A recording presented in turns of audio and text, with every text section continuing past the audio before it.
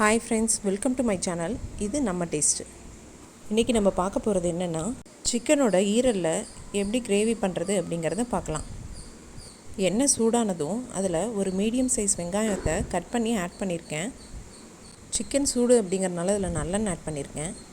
வெங்காயம் ஓரளவுக்கு நல்லா வதங்கின உடனே ஒரு டேபிள் ஸ்பூன் அளவுக்கு இஞ்சி பூண்டு விழுது சேர்த்துக்கலாம்.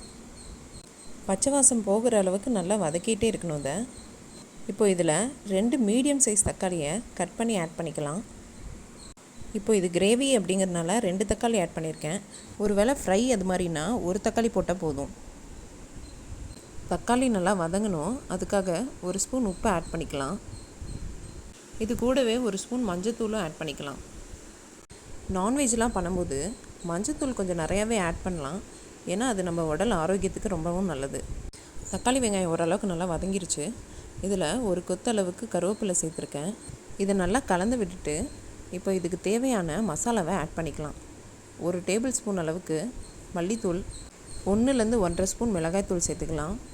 கூடவே ஒரு ஸ்பூன் சிக்கன் மசாலாவையும் ஆட் பண்ணிக்கலாம். இந்த மசாலாலாம் தக்காளி வெங்காயத்தோடு சேர்ந்து நல்லா வதங்குற அளவுக்கு வதக்கிக்கணும். மசாலா நல்லா வதங்கி வந்துருச்சு. இந்த டைமில் ஒரு 1/2 கிலோ அளவுக்கு ஈரல் சேர்த்திக்கலாம். இதில் சிக்கனோட கல்லீரல், மண்ணீரல் ரெண்டுமே சேர்த்துருக்கோம். இதை நல்லா மசாலாவோட மிக்ஸ் ஆகிற அளவுக்கு நல்லா பரட்டி விட்டுறணும். இதிலிருந்தே பார்த்திங்கன்னா நல்லா தண்ணி விடும். ஃப்ரை பண்ணுறோன்னா அந்த தண்ணியே போதும். இல்லை கிரேவி தேவைப்படுறதுனால நான் 1 டம்ளர் தண்ணி ஆட் பண்ணியிருக்கேன். இதில் உப்பு காரம் தேவையான அளவுக்கு ஆட் பண்ணிவிட்டு கலந்து விட்டுட்டு இதை மூடி வச்சிடலாம். இதுக்கு 3 விசில் போதும், நல்லா வெந்துடும்.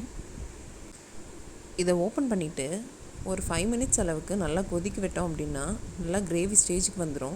அடுப்பை ஆஃப் பண்ணுறதுக்கு முன்னாடி ஒரு டேபிள் ஸ்பூன் அளவுக்கு மிளகுத்தூள் நல்லா சேர்த்துக்கிட்டோம் அப்படின்னா இதனோட டேஸ்ட்டு வேறு லெவலாக இருக்கும். அவ்வளோதாங்க, சிம்பிளான மெத்தடில் ஈரல் கிரேவி ரெடி ஆயிடுச்சு. இட்லி ஈரல் கிரேவி அப்படின்னா பயங்கரமான காம்பினேஷன். இந்த ரெசிபி உங்களுக்கு பிடிச்சிருந்தா வீட்டில் ட்ரை பண்ணி பாருங்கள். எப்படி இருக்குன்னு கமெண்ட் பாக்ஸில் கமெண்ட் பண்ணுங்கள். தேங்க்யூ.